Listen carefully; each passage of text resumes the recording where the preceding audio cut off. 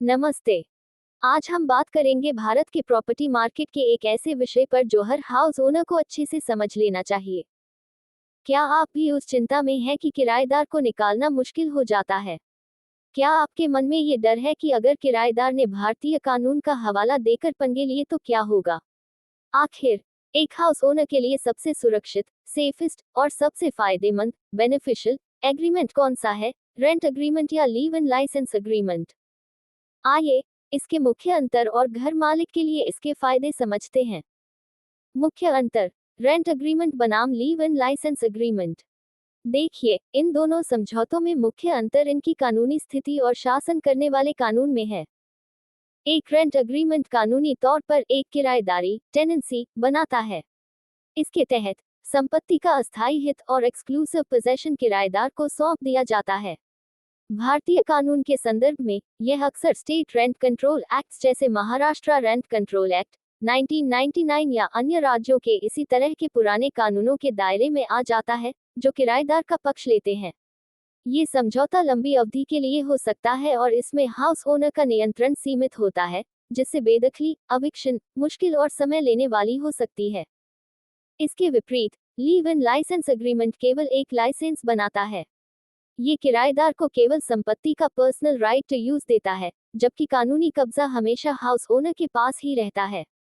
भारतीय कानून के अनुसार, ये समझौता इंडियन ईजमेंट्स एक्ट 1882 द्वारा शासित होता है और ये किराया नियंत्रण अधिनियमों के स्ट्रिक्ट प्रोविजन से बचा रहता है।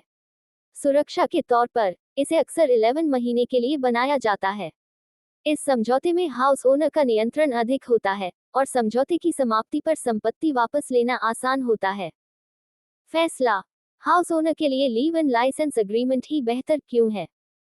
हाउस ओनर के नजरिए से लीव इन लाइसेंस एग्रीमेंट एक बेहतर और सुरक्षित विकल्प ऑप्शन है, और इसकी वजह सीधे सीधे भारतीय कानून की पेचीदगियों कॉम्प्लेक्सिटीज से जुड़ी हुई है।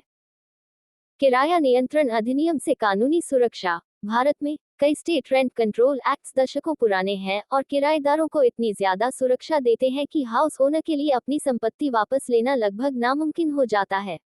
लीव इन लाइसेंस एग्रीमेंट बनाकर आप कानूनी तौर पर इस जाल से बाहर रहते हैं। सिंपलर एविक्शन और त्वरित न्याय। सबसे बड़ा फायदा, चूंकि लाइसेंस की अवधि खत्म होते ही किराएदार का उपयोग का अधिकार समाप्त हो जाता है, अगर वह नहीं निकलता तो हाउस ओनर के लिए कानूनी प्रक्रिया बहुत सरल हो जाती है। आपको उस लंबी अदालत की लड़ाई से नहीं गुजरना पड़ता जो एक रेंट एग्रीमेंट के तहत रेंट कंट्रोल एक्ट में लड़नी पड़ती है। पोजेशन हमेशा मालिक के पास। भारतीय कानून में पोजेशन एक महत्वपूर्ण चीज है। इस समझौते में कानूनी तौर पर प्रॉपर्टी का कब्जा और हित हमेशा हाउस ओनर लाइसेंसर के पास ही रहता है।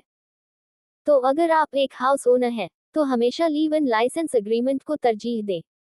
यह आपकी प्रॉपर्टी को भारतीय कानूनी उलझनों से बचाने का सबसे स्मार्ट तरीका है। धन्यवाद। अगर आपको ये वीडियो पसंद आया हो तो कृपया इसे लाइक करें, अपने दोस्तों और परिवार के साथ शेयर करें और हमारे चैनल को सब्सक्राइब करना ना भूलें ताकि आप ऐसे और भी जानकारीपूर्ण वीडियो देख सकें। आपके विचार हमें कमेंट्स में बताएं।